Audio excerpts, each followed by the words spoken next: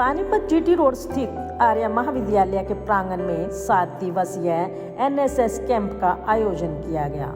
जिसमें कुरुक्षेत्र विश्वविद्यालय के एनएसएस इंचार्ज दिनेश सिंह राणा ने मुख्य रूप से अपनी भूमिका निभाई और उन्होंने बताया कि एनएसएस कैंप के पीछे उनका मुख्य कारण बच्चों की पढ़ाई लिखाई के साथ साथ उनका मानसिक विकास करना भी है। एनएसएस कैंपों के दौरान बच्चों को समाज में फैली कुरीतियों से किस तरह लड़ना है, यह सब सिखाया जाता है,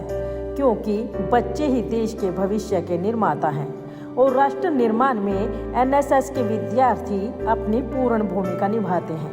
वहीं आर्य महाविद्यालय के प्राचार्य डॉक्टर जगदीश गुप्ता द्वारा सभी को साथ ले पौधारोपण किया गया और उन्होंने बताया कि विद्यालय में शैक्षणिक योग्यता के साथ साथ बच्चों को मानसिक सामाजिक शिक्षा के साथ साथ संस्कारों की शिक्षा भी दी जाती है। उनका कहना है कि संस्कारों के बिना कोई भी व्यक्ति परिपूर्ण नहीं है। मैडम, मैं तो ऐसे प्रोफेसर हूँ, इंस्ट्रूमेंटेशन इंजीनियरिंग में टेक्नोलॉजी का आदमी हूँ, लेकिन मैं विगत 4-5 सालों से राष्ट्रीय सेवा योजना का कार्य देख रहा हूँ और मैं पाता हूँ कि राष्ट्रीय सेवा योजना ये ऐसी भारत सरकार की ऐसी अनूठी योजना है जो मेरे जन्म से 4-5 साल पहले से यानी 1969 से आज तक निरंतर जारी है। आपने देखा होगा कि भारत सरकार की बहुत सारी योजनाएं आती हैं, किसी का 2 या 3 साल, इससे ज़्यादा अवधि उनकी नहीं होती है, लेकिन क्योंकि ये राष्ट्रीय सेवा योजना हमारे युवा वर्ग से जुड़ी हुई योजना है जो राष्ट्र के निर्माण में जिनकी भागीदारी है और जिनमें मैं अपने राष्ट्र का भविष्य सुरक्षित देखता हूँ, ऐसे मेरे स्वयंसेवक और सेविकाओं से जुड़ा कार्यक्रम है। इसलिए ये कार्यक्रम दिन प्रतिदिन आगे बढ़ता ही जा रहा है और जैसे कि आदरणीय जेसी गुप्ता जी प्राचार्य आर्य पीजी कॉलेज पानीपत ने कहा कि इन 7 दिवसीय कैंप जो यहाँ पे हम ऑर्गेनाइज करने जा रहे हैं, इन 7 दिवसीय कैंप में हम अपने बालकों में, अपने जो स्वयंसेवक और सेविकाएँ हैं उनमें, जैसे उन्होंने कहा कि समाज में विभिन्न विषयों के प्रति स्वयं जागरूक होकर समाज के लोगों को जागरूक करने का काम करते हैं और ये हमारा एक सशक्त माध्यम भी है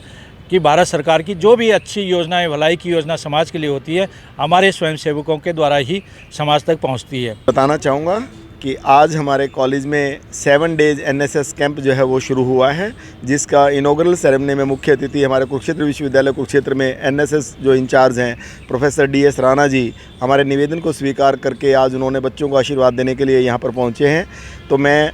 डॉक्टर विवेक जी को, मैडम मनीषा जी को और उनकी पूरी टीम को बधाई देना चाहूँगा, जो पूरा वर्ष जो एनएसएस की गतिविधियों में पूरी तरह से अग्रणी रहते हैं, क्योंकि बच्चों को सिर्फ जो है एकेडमिक्स में ही हमने आगे नहीं लेके जाना, उसके साथ साथ उनके अंदर संस्कार जो है रोपित करने हैं कि समाज सेवा में वो भागीदार बने। और एनएसएस के माध्यम से जितनी भी एक्टिविटीज़ होती हैं, मुझे इस बात का फ़ख्र है कि ये कहते हुए कि कोई भी जिम्मेदारी एनएसएस की यूनिट को दी जाती है तो वो बखूबी उसको निर्वहन करते हैं और हर क्षेत्र में हमारे एनएसएस के विद्यार्थी अग्रणी हैं। सभी विद्यार्थियों को मैं बहुत बहुत शुभकामनाएं देता हूं। अभी पीछे जो 1-1.5 साल का हमारा पैंडेमिक का समय चला है, जो भी भूमिका इन विद्यार्थियों को दी गई उसका बहुत अच्छे तरीके से उन्होंने निर्वहन किया है। डॉक्टर डीएस राणा जी जो विश्वविद्यालय में, जो हमारा आज विश्वविद्यालय जो है पूरे, मैं कहूँगा कि केवल भारत में नहीं विश्व में अपना स्थान रखता है, तो आपके जो मेहनत है, आपका जो समर्पण है विश्वविद्यालय के प्रति, उसमें उसका बहुत बड़ा योगदान है। डॉक्टर साहब सदैव जो है प्रेरित करते रहते हैं कि कॉलेजेस के विद्यार्थी आगे आएँ और उनके अंदर समाज सेवा की भावना को रोपित किया जाए।